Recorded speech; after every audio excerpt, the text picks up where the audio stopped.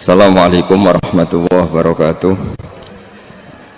Bismillahirrahmanirrahim. Nahmaduka ya ghafuru ya syakuru. Mashalli wa sallim barik ala sayyidina maulana Muhammadin wa ala alihi wa sahbihi asma'in nama ba'du. Ketika Fatihah itu sebegitu keramatnya, sebegitu topnya, itu setan rapat, singkat cerita itu yang tadi dipimpin oleh iblis yang sedang terkapar apa?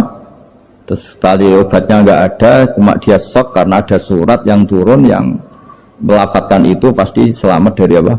Neraka. Nah ini gimana saran Anda? Sarannya adalah bikin orang-orang itu lupa tidak baca Fatihah. Nah ini rapatnya iblis. Idzabu wajtaitu hatta tufilu qulubahum hatta la yaqulu hadhihi surah. Kala yuksiru qira'ataha wa la yakunu lahum ajrun wa thawabun bal yakunu lahum adzabun wa iqabun. Kemudian yang terakhir saya beri ijazah tentang Al-Fatihah ya, karena ini surat yang populer. Kalau saya ijazahi Quran 30 juz pasti sampean nggak hafal ya.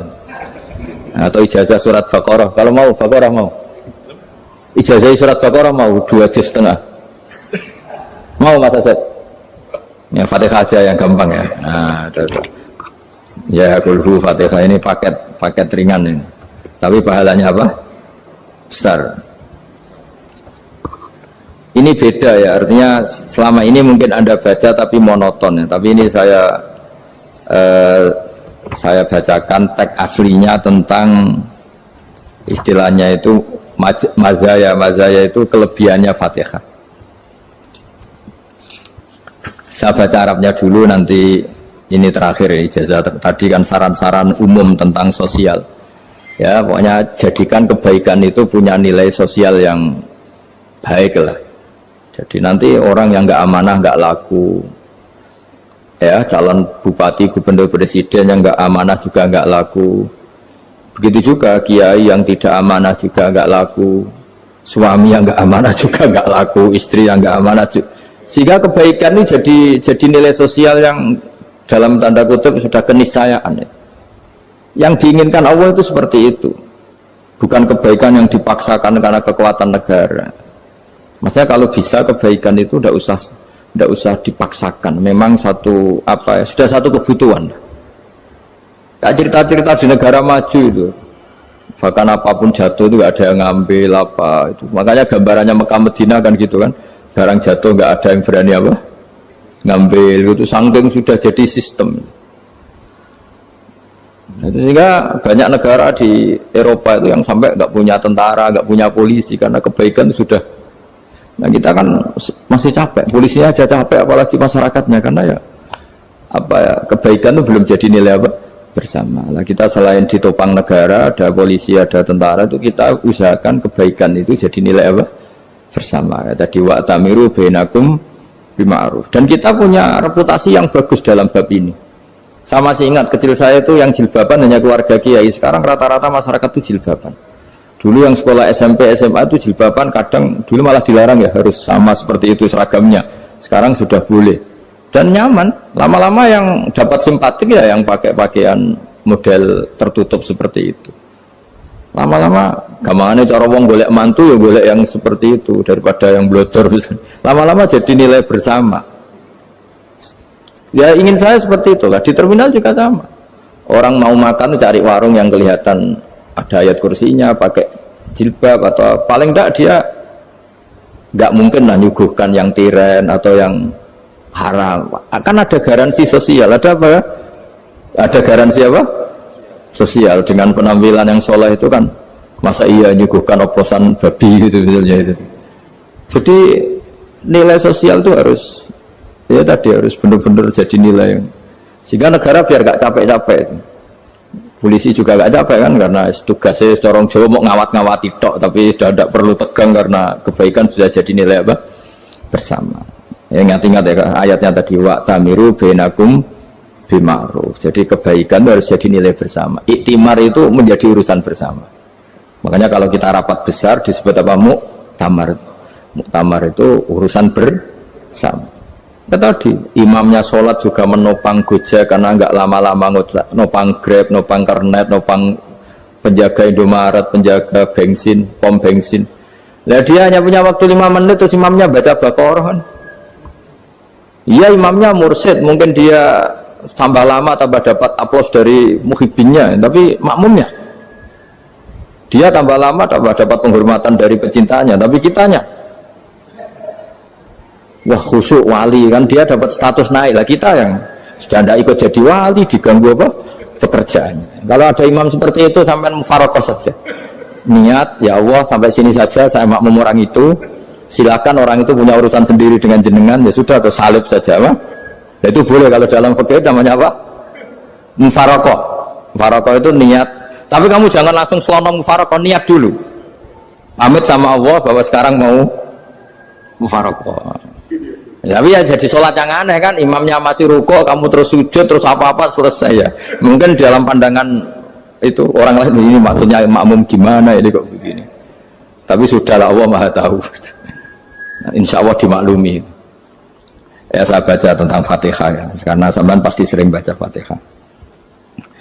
Supaya apa? Sekaligus jadi jimat lah gitu. Jadi kalau kamu sering di jalan-jalan yang mungkin sepi, atau mungkin kan tidak semua teman Grab itu nasibnya bagus yang di Semarang Jogja. Mungkin yang di Kalimantan, di Papua kan ada yang 10 kilo gak ketemu rumah, ya kan? Yang lihat di TV-TV itu kan kasihan kan, sudah 10 kilo gak ketemu rumah, penumpangnya kuwekar preman tuh kan, ini makan orang enggak kan, udah kan ujiannya dua. Kalau penumpangnya cantik itu ya kecoba syahwat, kalau preman takut. Jadi orang itu selalu ujian ya. Sing sedengan itu kan jarang orang itu. Jadi kalau penumpangnya perempuan cantik ujiannya itu syahwat, kalau preman ujiannya ketakutan. Kalau orang yang lemah bawa uang ujiannya kamu ingin garong. Jadi hidup itu memang semuanya ujian. Liyabluwakum ayyukum ahsanu amala. Makanya saya sering ditanya oleh teman-teman, Gus, nah ujiannya kenal wong wedok elek piye? Sama, kenal wong ayu ujiannya syahwat, kenal wong elek ujiannya ngenyek, itu sama-sama dosa. Syahwat ya dosa, ngenyek juga dosa. Wah elek keriting untune metu ya dosa, ngomong gitu. Kadang-kadang orang berpikir enak kancanan wong elek gak dosa. Kata siapa? Kancanan wong elek itu ya dosa, karena bawaannya ngenyek. Ngenyek itu menyepelekan itu. Makanya saya itu ya gak mau berteman sampean. Nanti kan bawaannya ngenyek atau seneng ya tidak tahu. Ya sudah, ada takdir saja, kalau ketemu ya tak ulang ngaji gitu. Tapi ini ngaji terakhir, setelah ini ngaji biasa aja, tidak usah resmi gini. Ngaji kok resmi aneh. Pokoknya nanti suatu saat kalau pandemi sudah berlalu, saya akan ngaji Rebona. Ini ngaji. Ini ngaji yang kurang bagus karena ngatur kiai kurang berkah ini. Nanti tapi ya lumayan lah, masih mau ngaji. Ngaji kok tanggal ini, jam ini. Sekarang suatu saat kamu tak panggil, Mas Wahyu datang ke sini jam ini, tidak mesti bisa. Mungkin pas ada acara apa, oh, maaf ke sini pas ngecek, pas apa. Gitu. Jadi ya sudah, tapi tak maafkan, enggak apa-apa. Takdir ya. Tak bacakan supaya sampean tahu keramatnya Bismillah. Nah sebelum saya bacakan Bismillah Fatihah, tak beritahu tentang ilmu tafsirnya, karena ini penting sekali. Fatihah itu dawuhnya Allah, tentu itu dawuhnya Allah. Saya ulang lagi, itu kalam Allah. Tapi yang sudah diberikan kesampaian ke kita semua, sehingga seakan-akan itu menjadi dawuhnya kita ke Allah. Jangan salah loh ya, Fatihah itu dawuh Allah, tapi sudah diberikan ke kita, sehingga posisi kita itu yang punya itu. Nah kenapa ini perlu dijelaskan? Karena nanti ada kalimat iyyaka na'budu wa iyyaka nasta'in. Kalau itu masih kalam Allah, berarti Allah ngomong ke kamu, ngendikan ke kamu, kepadamu aku menyembah. Masa Allah menyembah kamu? Nah sehingga ilmu tafsir itu menyelesaikan itu dulu ya. Saya ulang lagi ya, sebelum sampean sering baca Fatihah, aku yakin ya sering baca. Tapi barokahnya tidak paham itu tidak pernah janggal. Enggak paham itu ya penting supaya tidak iskal, tidak janggal. Sebetulnya di kalimat itu ada yang janggal. Kalau Fatihah itu kalimatnya Allah atau kalam Allah, bagaimana dengan kata-kata iyyaka na'budu? Masa Allah ngendikan ke kita, kepadamu kami menyembah? Masa Allah menyembah kita? Maka penyelesaiannya secara ilmu tafsir gimana? Semua ulama mengatakan, bukan satu dua, semuanya mengatakan di Fatihah itu semuanya diberi kawalan kalimat. Saya ulang lagi ya, di Fatihah itu semuanya diberi awalan kalimat qulu, katakan wahai hambaku begini. Ya, katakan wahai hambaku begini. Nah, begini ini pelajaran dari Allah yang sudah diberikan ke kita. Terus kita mengatakan Bismillahirrahmanirrahim, Alhamdulillahirabbil, termasuk kita mengatakan iyyaka na'budu wa iyyaka nasta'in. Jangan bayangkan Allah ngendikan ke kita. Kalau Allah ngendikan kita berarti gini, hei wahyu ihdinas siratal mustaqim, tunjukkan saya jalan yang benar. Nah nanti kamu terus, ya Allah, Anda aja minta tolong saya minta tolong siapa kan, jadi panjang kan. Ya saya ulang lagi ya, jadi itu di Ulumul Quran diterangkan gimana sebelum baca Fatihah ya. Fatihah itu kalamullah, ngendikane Allah, tapi yang sudah diajarkan ke kita dan sudah milik kita, sehingga kalimat itu menjadi milik kita. Tapi ya kalamullah, tetap kalamullah, tapi sudah menjadi milik kita. Udah paham ya? Ya pinter nah. Ya, karena kalau tanpa penjelasan seperti ini, Anda akan iskal. Bagaimana Allah, iskal itu janggal. Bagaimana Allah mengatakan iya karena butuh? Yang jadi aneh ya? Ya, jadi tak jelaskan secara ilmiah ya. Jadi kata ulama-ulama tafsir, ayat-ayat Quran seperti ini sebetulnya dimulai dari qulu apa? Meskipun nggak dilafatkan. Itu kan sama dengan qul huwallahu ahad Muhammad. Katakan kalau Tuhan itu satu. Ya namanya Quran itu kan kalam Allah, membina nabinya, membina umatnya. Makanya dikatakan atau enggak, di sini tersembunyi kata qulu, katakan. Ya. Jadi ya ibarat apa itu? Kamu ngajari anak kamu lah. Panggil jenengan bapak kula. Itu maksudnya anak itu, kalimat itu kalimat kamu, tapi kamu ajarkan ke anak kamu. Terus anak kamu bilang, Pak jenengan bapak kulo. Nah ketika kamu mengatakan jenengan, bukan kamu mengatakan jenengan anakku, berarti anakmu itu bapakmu, kan lucu kan. Anak kamu ajari jenengan bapak kulo, kamu engkau bapak saya. Terus anak kamu mengulang jenengan atau kamu bapak saya. Berarti itu kalimat yang kamu ajarkan, tapi sekarang sudah milik anak kamu. Kalau itu kalimat kamu kan lucu, masa anak kamu bilang bapak. Nah itu seperti itu. Jadi ulama memberi solusi atau jawaban iyyaka na'budu wa iya, itu sebelumnya ada kata-kata qulu, katakan wahai hambaku, hubungan kamu dengan saya adalah katakan iyyaka na'budu wa iyyaka nasta'in. Terus hubungan kamu dengan saya katakan juga dalam doamu ihdinas siratal mustaqim. Jelas ya, jadi itu kalam Allah yang sudah milik kita karena diajarkan Allah untuk kita. Dong ya? Ya dong, yes. Gak jelas ya. Tapi bagus, gak jelas itu bagus. Kalau kamu jelas gak jadi digrab, jadi gubernur. Min azimi fadliha kasratu asma'iha fadlil ukhra. Ini cerita dramatisnya surat Al-Fatihah. Qala Abu Hurairah radhiyallahu anhu inna iblisa ranna khina unsikat al-Fatihah. Jadi iblis itu begitu kesakitan. Ini kitab Abu Abdul Farad karangannya Syekh Muhammad Alawi, juga kutipan dari beberapa kitab. Yang jelas beliau sendiri juga ngutip dari beberapa riwayat di beberapa hadis.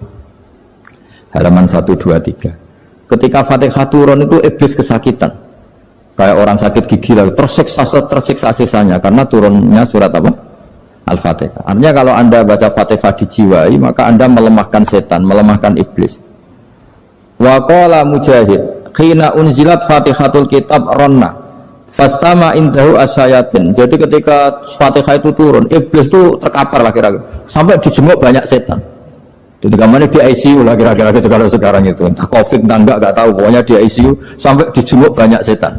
Enggak tahu bawa apa enggak tahu, pokoknya dijenguk banyak setan. Mana yang nyangoni karena ini apa? Ketuanya apa? Pingsan, sakit. Jadi iblis itu sakit sampai dijenguk anak buahnya setan-setan. Ya semoga kalian semua tidak kenal setan. Kalau kenal berarti teman, apa? Wa qalu misla dzalik wa qala lahum laisa mimma taquluna syai'un walakin unzilat suratun laisa ajruqa ilya illa an harramallahu alaihi nar jahannam. Saya ini bukan sakit fisik, kata iblis. Kamu tidak usah jenguk saya, datangkan dokter terbaik, tidak usah. Saya ini tidak sakit fisik. Saya ini sakit karena ada surat yang diturunkan, yang pahala yang melafatkan surat itu pasti selamat dari neraka. Padahal misi terbesar saya ini supaya manusia masuk neraka. Sekarang punya tamengnya. Gue pusing kan? Ya seperti orang lah goda sampean ternyata sampean setia itu kan pusing. Nah ternyata tidak setia itu yang akhirnya ribet kan itu. Jadi iblis itu cita-cita terbesarnya kan semua orang itu masuk neraka. Nah sekarang turun satu surat yang gara-gara surat itu siapapun yang baca dijamin selamat dari neraka. Jadi walakin unzilat suratun laisa ajru qailiha illa an harramallahu alaihi nar jahannam. Karena jadi dia shock lah kalau orang di Jawa itu bilang shock. Aduh sial nasib saya ini umat nggak bisa saya goda lagi karena punya tamengnya tadi punya. Qad batala kaidukum wa makrukum. Rekayasa kalian sekarang itu tidak ada gunanya semua. Nah, ini alhamdulillah di Indonesia kelihatan kan banyak yang miskin, banyak yang susah. Tapi selagi mereka masih sholat, itu keinginan mencari halal itu masih tinggi. Kayak apa kita di tengah kota, jauh dari anak istri, jauh dari tetangga. Biasanya kalau orang jauh dari anak istri, tetangga kan sakar PDW. Tapi yang soleh masih banyak, sudah jauh dari keluarga tetap lurus. Loh, kalau yang dekat lurus kan wajar, konangan wong akeh kan. Ini sudah jauh masih lurus. Nah ini nggak lepas dari barokahnya surat apa? Surat Fatihah tadi.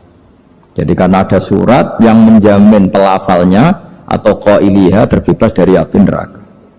Wa qalat as-sayatinu lahu is ayyusai'in ta'muruna ya maulana. Faqala lahum idhabu wajtahidu hatta tukhfilu qulubahum hatta la yaqulu hadhihi surah. Lalu kita gimana? Jari para setan gitu. Lalu kita gimana? Terus kata iblis, sudah bikin mereka lupa sehingga tidak baca lagi. Selagi masih baca kita pasti keok. Jadi kalau sampean sudah jarang baca Fatihah itu berarti sudah bagian dari kemenangan apa? Iblis. Jadi kalau sampean sudah jarang baca Fatihah itu berarti bagian dari kekalahan Anda, kemenangan iblis. Masih sering baca? Berapa kali? 5 kali sholat. Dan sama lagi? Kalau ngajarin dulu juga saya juga. Kok 5 kali tak itu? Berarti pas sholat fardu tak itu? Enggak 5 kali itu mendingan itu 17. Kamu itu ngitungnya jangan 5 ini. 5 waktu saja. 5 waktu itu berarti lumayan ya? Berapa? 17 ya? Iya. 17 ya? Ya. 17, tapi kalau makmum tuh sering separuh kan, apalagi makmum tarawih. Ya kan? Makmum tarawih itu bacanya Fatihah ada yang sempurna enggak ya? Ya enggak lah. Baru alhamdulillah rabbil alamin ngamruko ikut ruko ini gitu. Makmum kan yang tarawih teman.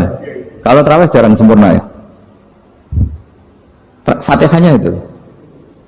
Kan imam sudah ruko, kamu bacanya Fatihah sampai mana tuh? Baru setengah ya. Ya paling pas tarawih aja kan tidak sempurna ya. Apalagi kalau imamnya sing kilat tuh, waduh malah.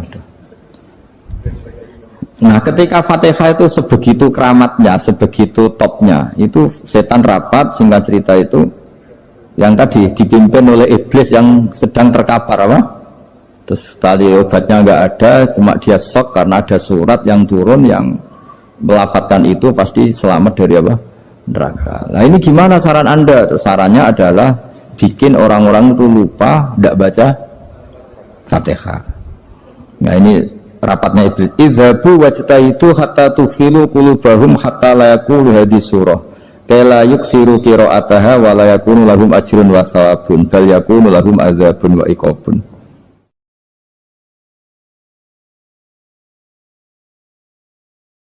Jadi saya mohon selama ini Anda sudah baca, tapi mungkin hanya rutin saja. Kenapa rutin saja? Jadi barokahnya ngaji ini kamu punya kekuatan atau punya semangat membaca karena ini surat yang luar biasa. Ibarat gini, kalau sampean tanya, saya juga sering mikir, masa Gus hanya surat kok punya kekuatan seperti itu?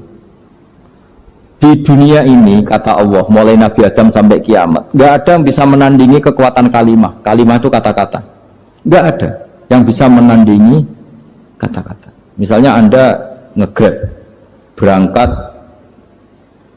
istri cuek, berangkat cuek, itu beda dengan ketika meskipun satu kalimat, Pak muga-muga dilindungi pangeran, mungkin jenengan selamat, itu menjadi teduh dan semangatnya luar biasa karena kayak mendapat support. Jadi kira-kira kalimat itu hubungannya kita dengan Allah, Fatihah itu seperti itu. Kamu melafadzkan satu kata-kata yang dibenarkan langit bumi, dibenarkan aras, dibenarkan malaikat, dibenarkan semua penghuni di dunia ini. Sehingga itu efeknya luar biasa. Itu seperti gini ya, kamu cerai sama istri, terus nikah lagi katut babon. 10 tahun anak kamu dididik, ibunya benci kamu. Dan memang Anda layak dibenci. Dididik. Dan sampai nggak pernah manggil kamu Pak. Suatu saat kamu tentu rindu kan ingin dipanggil bapak oleh anak kamu. Suatu saat anak ini manggil kamu Pak E. Wah, itu senengnya bukan main, hanya sebuah kata-kata. Makanya kadang-kadang orang itu tanya sama kiai, ijazah lafadz ini gunanya apa sih? Itu ijazah itu untaian kata-kata. Yang kata-kata ini dibenarkan langit dan bumi dan aras dan para malaikat, sehingga efeknya itu luar. Nah ibarat seperti itulah, kamu melafadzkan Fatihah itu melafadzkan kata-kata yang dibenarkan Allah dan Rasul dan semua malaikat, semua penghuni langit. Maka ini efeknya pasti luar. Nah di sini lah orang-orang dulu itu tahu keramatnya itu, sehingga ketika melawan Belanda, melawan Jepang dulu itu kalimat-kalimat itu menjadi mantra yang luar biasa. Doa yang luar biasa. Tapi di era modern karena orang sudah tidak ngerti itu, dianggap itu mantra, jimat, khurafat, bid'ah, waduh ribet meneh malah. Sebetulnya tidak seperti itu. Memang kata-kata ini kekuatannya luar biasa. Sama kesakitan hati kamu juga karena itu. Ngojek wangilan. Lha Pak di bojo kok kowe gagah tok kere. Wah, iku seling terus mesti. Padahal kalimat itu kan tidak melukai secara fisik, tapi apa kerjanya sesuk sarasa-rasen. Karena terus dengan pengadilan seperti itu kan, ngapain kerja demi perempuan yang seperti ini? Lagi-lagi kata-kata ini luar. Nah bayangkan kalau kata-kata itu adalah kalimat yang diajarkan Allah lewat Rasulnya, lewat malaikat Jibril. Kayak apa kekuatannya itu? Nah kira-kira Fatihah itu gitu. Kalimat yang baik, kalimatan thayyibah diajarkan oleh Allah dan Rasul. Kayak apa kira-kira kekuatannya? Pasti luar biasa. Wong support yang dikatakan istri kita, anak kita aja luar biasa, apalagi ini support yang diajarkan Allah dan Rasul. Ya makanya saya mohon kalau baca Fatihah, baca kalimat-kalimat thayyibah ketika sholat itu dijiwai. Ya misalnya Rabbana lakal hamdu mil'us samawati wa mil'ul ardi wa mil'u ma syi'ta min syai'in. Engkau zat yang layak dipuji, dan pujian ini memenuhi langit dan bumi. Karena kita tahu nggak ada sejengkal di alam raya ini kecuali di situ ada rahmat Allah. Misalnya kamu bisa lewat sampai rumah saya, kamu mungkin anggap biasa saja. Coba kalau ngalami likuifaksi, tahu-tahu bumi ini ambles, bisa melewati yang likuifaksi itu luar. Tanyakan orang pernah ngalami likuifaksi di Sulawesi, itu melihat bumi bisa diinjak gak ambles itu, wah luar. Zaman nggak ngalami itu sehingga lewat bumi ya biasa aja. Coba kalau ngalami seperti tidur, ya biasa aja. Coba kalau ada gempa, bahwa bumi tenang ini sudah nikmat yang luar biasa. Masa kamu ngakui nikmat nunggu digituin? Ya kan? Nah, makanya baca Fatihah dijiwai lah, bahwa ini kalimat yang luar biasa. Nah, saya teruskan ya. Warwa Muslimun fi sahihihi an Ibnu Abbas radhiyallahu anhuma annahu qala bainama Jibril alaihi salam qaidun dan Nabi itsami anaqidan min fawqih farafa'a ra'sahu faqala hadza babun minas sama futihal yawma lam yuftaqadu ilal yawm fanazala minhu malakun faqala hadza malakun nazza ilal ardi wa lam yanzil qattu ilal yawma fasallim waqal abshir binuraini qad uti tahuma lam yu'tahuma nabiyyun qablak Fatihatul kitab wa khawatimu suratil Baqarah. Jadi suatu saat Jibril ini jagongan kira-kira gitu sama Rasulullah. Tahu-tahu langit itu gemuruh. Langit gemuruh kata Jibril, terus semuanya ngangkat kepala ke langit. Ini pintu langit baru ini dibuka, yang sebelumnya tidak pernah dibuka seperti ini. Turunlah malaikat, yang malaikat ini pun malaikat spesial, yang nggak malaikat murahan lah kira-kira gitu, yang nggak pernah turun ke bumi kecuali juga saat itu, dengan penyambutan yang luar biasa, dengan semuanya tidak pernah terjadi, hanya karena bahwa surat Fatihah.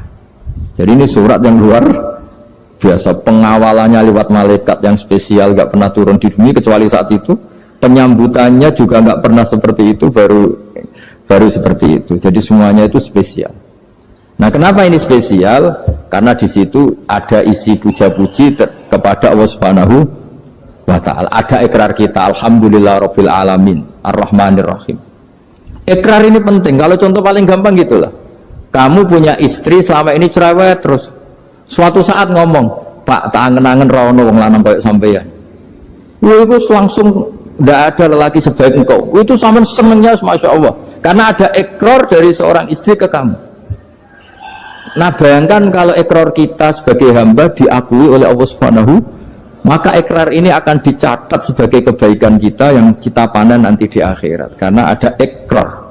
Kita ikrar bahwa alhamdulillah rabbil alamin, kita ikrar ar-rahmanir rahim, kita ikrar maliki yaumiddin, kita ikrar iyyaka na'budu wa iyyaka nasta'in. Sampean misalnya jadi orang Indonesia, ketemu orang Indonesia yang makmur di Jerman, terus lupa Indonesia. Kamu orang Indonesia? Enggak, saya orang Indonesia. Mangkel gak kira-kira? Mangkel. Karena salah ikrar kan gitu. Ya, jadi saya mohon jangan anggap kalimat itu hal yang biasa, tapi luar biasa. Nggih, ngoten mawon. Assalamualaikum warahmatullahi wabarakatuh.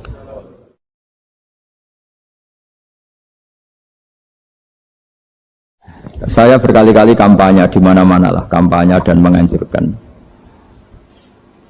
Di antara catatan dalam Suhufi Ibrahim wa Musa kan ada kan di Quran itu yang dinamakan lampiran-lampiran wasiatnya Nabi Ibrahim dan Nabi apa? Musa. Itu di antara catatannya begini. Orang yang punya akal itu adalah orang yang bisa menikmati sesuatu yang baik.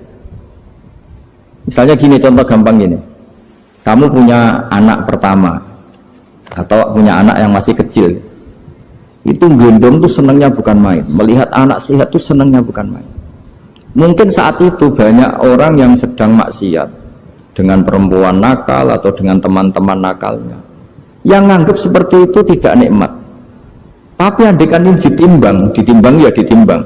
Yang maksiat tulan, misalnya paling ukuran bahagianya itu 70%. Tapi yang ini, yang nimang anak baru lahir atau masih kecil, corong Jawa ngeloni anak, bisa saja bahagianya itu sampai 100%. Artinya selama ini kesalahan kita adalah nganggap maksiat itu pasti menyenangkan dan taat itu tidak menyenangkan. Makanya saya berkali-kali fatwa, untuk melawan kenikmatan maksiat, orang harus terbiasa menikmati taat, menikmati kebaikan. Jangan kira kita nimang istri nikmat, nimang anak nikmat, ketemu teman yang lama tidak ketemu juga nikmat. Artinya kita akan melewati berjam-jam untuk jagungan sama teman, sama anak, sama istri. Dan itu harus kamu nikmati supaya mengganti tidak berkebutuhan nikmat yang lewat jalur maksiat. Jadi saya mohon sarana-sarana yang menyenangkan itu, yang taat itu kita maksimalkan. Makanya bapak saya tuh sering pesen, kau nak ngaji sing guyon, sing seneng. Ngantu wong maksiat itu karena cari kesenangan. Coba kalau kesenangan itu sudah didapatkan saat taat, maka tidak butuh lagi kesenangan yang berbentuk maksiat. Makanya orang-orang wali dulu kalau sudah sholat itu gak bisa berhenti karena merasa nikmat. Makanya Nabi pernah ngendikan wa qurratu aini fi sholat, nyaman saya itu kalau sedang jono aku ahli makros. Akhirnya Quran wong rono merdukun. Kepengen jabat, Kang, gawe khataman sewu Kang, aku ben dadi pejabat. Nah, Quran akhirnya difungsikno kaya tabib. Sing jelas ahli Quran spesialis makhraj. Terus dalam kurung ikhlas sekali. Wis ngaji seneng, wis entuk ilmu gak kepikiran salam Barang ikhlas jebule bojone do minggat perkara entuk apa. Wis disebut wal mukhlisun ala khotorin azim. Wong ikhlas itu dalam bahaya besar. Serga ya. Tawan taqabbal wa minkum taqabbal ya. Tapi apapun itu barokah ngaku-ngaku asal ora krana hadzun nafsi, ora krana nafsu. Mulane ketika ekonomi era Aziz Bisro tokoh Mesir itu gonjang-ganjing, Nabi Yusuf menghentikan ij'alni ala khazainil arad, ya sudah menteri pertahanan pangan saya, inni hafizun alim, karena saya menguasai ilmu itu dan saya terpercaya. Semua Nabi memaklumkan diri inni lakum nasihun amin. Orang oleh Nabi ditakoki, napa jenengan saged mimpin kula? Ya insyaallah saged.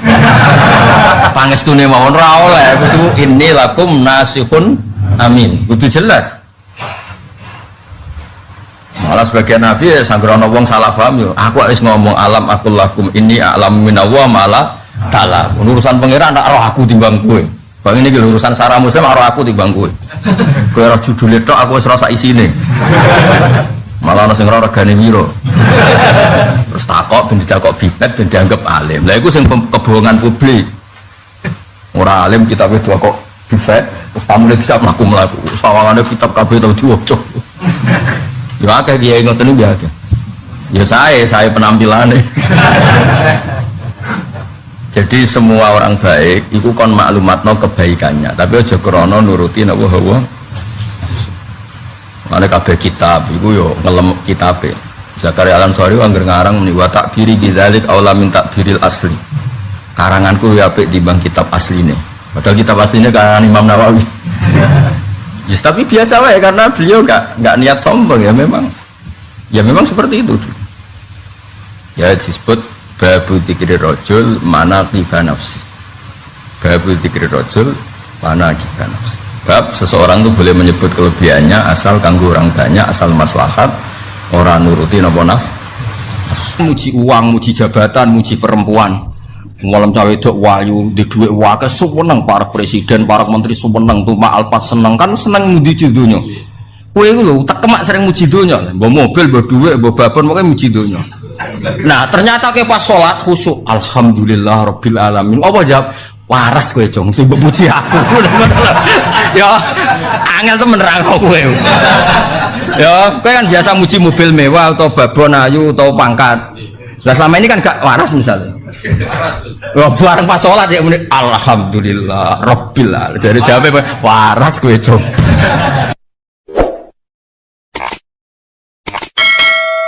Wa hadatsana Ishaq bin Ibrahim Abdul Muhammad qala akhbarana Abdur Razzaq akhbarana Ma'mar an Zuhri biha dal isnad mislahu wa zada fasaidan mongko sak mendhuwur. Wa hadatsana Ishaq bin Ibrahim akhbarana Sufyan bin Anas. Nah niki sangu nggih pasanan nggih. Sabalen niki sangu nggih napa? Pasanan kersane sampean nak maca Fatihah dijiwai. Dijiwai anut panduane Rasulullah sallallahu alaihi wasallam. Man disapane wong salat sapa man salatan kelan salat. Lam yakra kang ora maca sapa man fiha ing dalam salat bi umil Quran. Faya mongko te salat khidaun minangka salat sing cacat, sing nipu salasan kelan kaping 3 lira tamamin kelan tanpa sempurna. Faqila li Abi Hurairah Innama nakunu waro al imam. Nah, terus niki tak baleni malih. Kalau sudah di level sahabat, apalagi tabiin, dawe Nabi itu ya dianalisis. Karena Nabi itu ada hal-hal yang beliau itu marah. Sahabat yo ora ro alasane marah, tapi kadang yo ngerti. Tak akeh contoh ya, ben kowe ngerti nek aku sinau tenanan. Kula nganti tuwa iki cek sinau, ora koyo kowe wis ra pinter ra sinau. Didol agama wah repot. Yo kok payu saking jembare rahmate pengen. Jumbo ra mandi lho, gayane ku yo mandi. Mbok koyo rodok nangis apa yo larang regane akhire wong ketoke dijiwahi yo. Nabi itu pernah sholat, ini nyata ya, Nabi pernah sholat. Kemudian di belakangnya itu baca Quran, makmum di belakangnya. Nabi itu duka. Mali unazaul Quran. Aku kok mbok saingi ketika maca Quran. Kemudian ini melahirkan satu tafsir. Kalau sholat jariyah karena imam baca banter, maka makmumnya itu tidak boleh baca sama sekali. Alasannya apa? Khitabu lil mustami' al istima' dunal qiraah. Stabalena khitabu lil mustami' adalah al istima' dunal qiraah, yaitu Allah bikin aturan wa idza quri'al qur'anu fastami'u la, sehingga ketika imam baca dan kamu dengar khitab al mutawajjah ilaika adalah istima', bukannya ini imam. Nah makanya ketika ada sahabat yang cerita, pokoknya nak sholat kudu maca Quran, maca Fatihah, pokoknya nak sholat kudu maca Fatihah. Abu Hurairah yo dibantah nanti ketika dia aturan itu dibantah. Innama nakun waro al imam. Lu jenengan seputi kok ngengken kula maca Fatihah, wong kula nu di belakang imam. Maksudnya harusnya saya itu hanya kena khitab mendengar, tidak perlu membaca. Ya tak baleni nek. Potongane kok ngowah-ngowah. Maksudnya wis tangko iki nek kowe do di pondok mbok ulangno terus kok wong pinter wis ta barokah ngaji kene kok terangno kok ben gayane kok wong apa?